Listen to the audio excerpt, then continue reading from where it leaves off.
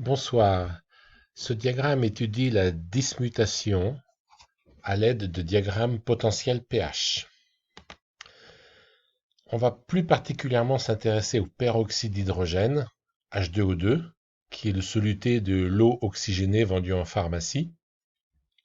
Donc voilà son diagramme potentiel pH. C'est sur un axe de potentiel et de pH que sont représentées différentes frontières. Nous allons d'abord commencer à regarder les trois droites du haut, puis les trois droites du bas, afin de pouvoir étudier une réaction de dismutation du peroxyde d'hydrogène. Pour être capable de tracer ces trois droites, il nous faut deux données qui sont le pKa du couple H2O2-HO2- et le potentiel de référence du couple H2O2-H2O. Pour avoir la droite rouge, il faut d'une part commencer par écrire la constante d'acidité de l'acide H2O2 sur la frontière. Alors la frontière, qu'est-ce que c'est? La frontière, c'est la limite entre ce domaine et ce domaine. C'est-à-dire quand ni H2O2 ni HO- ne sont prédominants, c'est la frontière, c'est-à-dire quand leurs concentrations sont égales. On a, en simplifiant ici, Ka égale H+. Donc, pH égale pK égale 11,6. C'est la droite en pointillé ici, dans un diagramme EPH. Et en fait, eh bien, c'est le petit segment là qui nous intéresse. Si je veux voir la droite pointillée ici, alors je pars du potentiel de référence, 1,77 volts, de la demi-équation du couple, de la relation de Nernst correspondant, pour laquelle je développe le logarithme. Et là, j'ai besoin de connaître la concentration en H2O2. Donc c'est une concentration qui vaut pour le diagramme, c'est-à-dire chaque diagramme se recalcule à partir d'une concentration. Et ici, j'ai pris 0,10 mol par litre. Et bien, si on fait le calcul, on arrive à E égale 1,74 moins 0,06 pH, 1,74, et ici la pente, c'est moins 0,06 volts. Pour la troisième droite, la droite bleue sur le diagramme, eh bien, il faut partir du couple HO2- H2O, dont le potentiel de référence n'est pas connu. Mais on va voir qu'on n'en a pas besoin. On pose ici la demi-équation de ce couple, sa relation de Nernst, on développe le log, et on trouve que E est égal à une constante, moins 0,09 pH. Cette constante, on ne la connaît pas. On a vu que ce couple avait un potentiel non connu.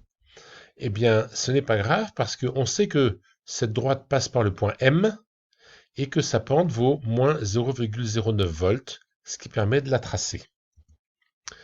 Si on veut la partie basse du diagramme, eh bien on fait la même chose à partir des trois données suivantes. Et là, je vous encourage à faire le travail par vous-même. Je vous donne le résultat pour la courbe rouge, pour la courbe violette et pour la courbe noire. Ce qui m'intéresse maintenant, c'est d'étudier une réaction chimique à partir de ce diagramme.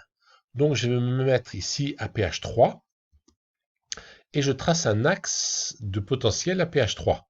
Cet axe coupe de droite ici et je reporte ces valeurs sur un nouvel axe ici qui est la même chose, au même potentiel. Et ça, ce sont les couples que l'on trouve ici et là.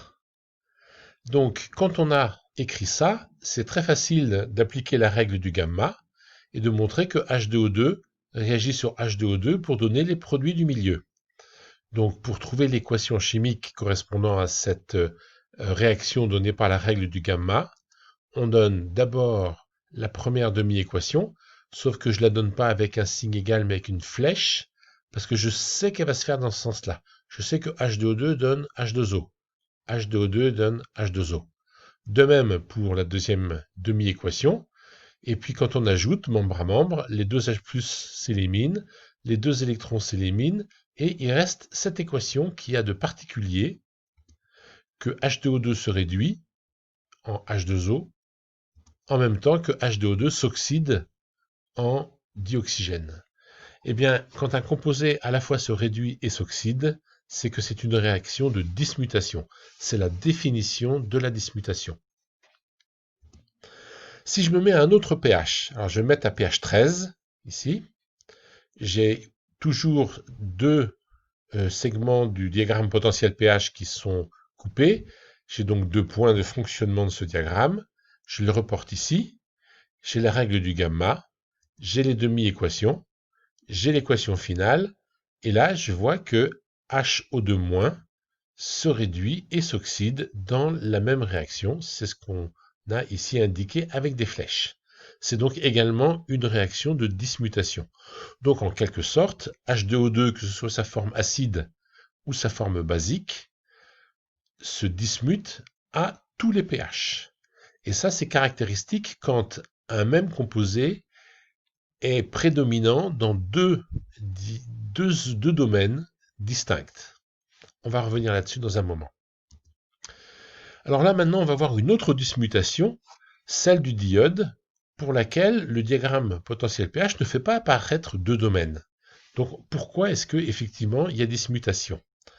Donc, si je me mets ici à pH 4, je reporte ici mes couples sur un axe de potentiel, et j'ai, par la règle du gamma, le sens de la réaction, et j'écris les deux demi-équations, et je constate que c'est cette réaction qui n'est pas une dismutation. En revanche, la réaction inverse serait une dismutation, I2 donnant IO3- et I-.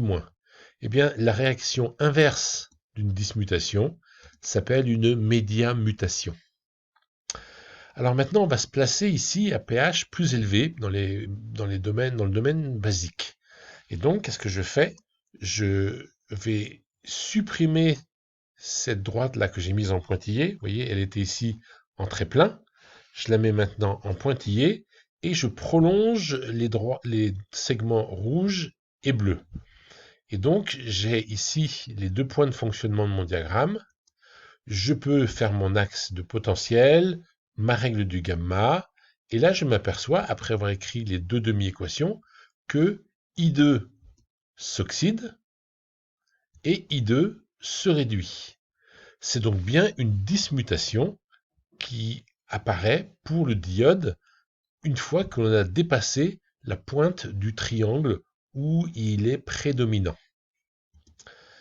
Alors, cette dismutation se fait en IO3- et en I-, et on va la reprendre dans un instant. Donc, le diagramme que l'on a donné ici, en fait, quand on le rencontre dans les livres, les différents segments ne sont pas explicites, ils ont la même couleur, et les espèces chimiques ne se reproduisent qu'une fois. Eh bien, quand une espèce chimique est dans un triangle comme ceci qui disparaît, eh bien, c'est qu'au-delà du triangle, il y a dismutation, et ça se montre, comme on vient de le faire, en prolongeant les deux droites et en travaillant dans la zone de pH qui est à ce moment-là la zone de dismutation. Expérimentalement, que donne la dismutation du diode? Eh bien, si je me mets avec un mélange de diode et d'ion iodure, donc quelque part ici sur ce segment, eh bien, expérimentalement, là j'ai dans un tube à essai, j'ai une solution qui est orange ou marron si elle est très foncée. Eh bien, si j'ajoute des ions OH-, par exemple en ajoutant progressivement de la soude, eh bien, ce qui se passe, c'est que le pH augmente, mais le potentiel va finir par diminuer. Et ceci en suivant la ligne qui est donnée par le diagramme potentiel pH. Et il y a à ce niveau où il y a dismutation, une disparition de diode, comme c'est lui qui est coloré, eh bien la solution qui en résulte est blanche, incolore, pardon.